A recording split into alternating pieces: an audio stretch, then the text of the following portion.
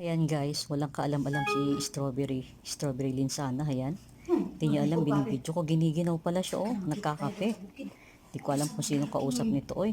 Kawayan yung mga Talagang, lamig na lamig siya. Oh, halos siya na yata ang nakaubos doon sa kape nung aking ama na ginawa. Mag-jacket ka kasi malamig. Oh, ayun. Talagang nanginginig po siya guys.